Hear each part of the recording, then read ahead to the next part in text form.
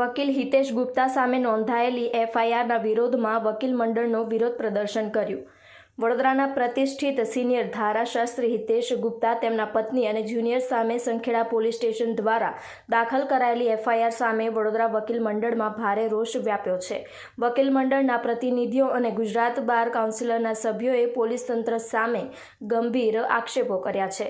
વકીલોનો આક્ષેપ છે કે છોટાઉદેપુર એસપી, ડીવાયએસપી અને પીઆઈ દ્વારા કોઈપણ પ્રાથમિક તપાસ કર્યા વગર અંગત દુશ્મનાવટ રાખીને આ ખોટી ફરિયાદ નોંધવામાં આવી છે। વકીલ ઉપરાંત તેમના પરિવારને હેરાન કરવાના હેતુથી પત્નીનું નામ પણ કેસમાં સાંકળી લેવાયું છે। બાર કાઉન્સિલના સભ્ય અને ટ્રેઝરર સ્પષ્ટ ચેતવણી આપે છે કે જો પોલીસ તંત્ર વકીલો વિરુદ્ધ આવી ખોટી કાર્યવાહી બંધ નહીં કરે તો સમગ્ર ગુજરાતમાં ઉગ્ર આંદોલન કરવામાં આવશે। જરૂર પડશે તો કોર્ટના દરવાજા બંધ કરી પોલીસ જાપ્તાને પ્રવેશતા અટકાવવામાં આવશે। વકીલ મંડળે પોતાના સાથી વકીલને પડખે મક્કમતાથી ઊભા રહેવાની જાહેરાત કરી છે। રિપોર્ટર રાહુલ રાજપૂત, વાયને ન્યૂઝ, વડોદરા।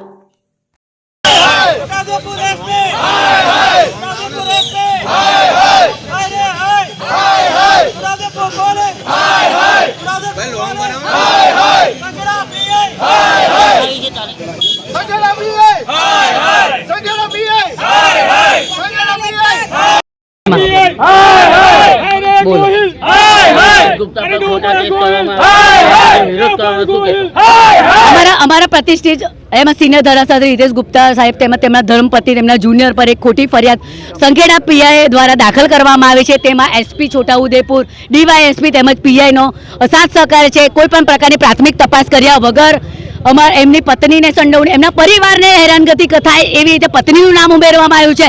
તદ્દન ફરિયાદ ખોટી છે। 7 તારીખે ફરિયાદ દાખલ કરવામાં આવી છે અને 5મા મહિનાની ઘટના બતાવી છે। ટોટલ તમે ફરિયાદ વાંચો એમાં ટોટલી ખબર પડી જાય છે કે આ દુશ્મની રાખીને ફરિયાદ દાખલ કરવામાં આવી છે। જે પણ દુશ્મની એમના દુશ્મનો હશે, એમના દુશ્મનોને અમને કોઈ જાણ નથી, પરંતુ અમારા વકીલ પર ખોટી ફરિયાદ કરવામાં આવી છે, જેથી અમે એમની સાથે રહીશું। અને જો પોલીસ તંત્ર હજી પણ વકીલોના વિરુદ્ધમાં ફરિયાદ ખોટીઓ લેશે તો હું બાર કાઉન્સિલ ઓફ ગુજરાતના મેમ્બર તરીકે તેમજ વડોદરા વકીલ મંડળ ટ્રેઝરર તરીકે આહવાન કરું છું કે આખા ગુજરાતમાં પોલીસ તંત્ર વિરુદ્ધ ઉગ્ર આંદોલન થશે।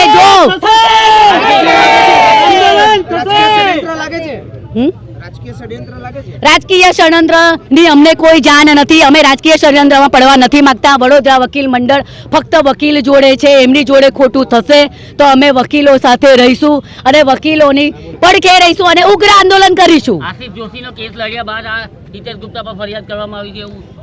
આશિષ જોશીનો કેસ લડવાનો તમામને અધિકાર છે। હું પણ કેસ લડી શકું છું। એનો મતલબ એવું નથી કે હું કોંગ્રેસમાં જતી રહી કે હું ભાજપમાં જતી રહી, પરંતુ જો એના આશિષ જોશીના કેસને ધ્યાને રાખીને જો અમારા વકીલ પર ખોટી ફરિયાદ કરવામાં આવી હશે તો વડોદરા વકીલ મંડળ ચૂપ નહીં રહે અને ઉગ્ર આંદોલન પોલીસ વિરુદ્ધ કરશે।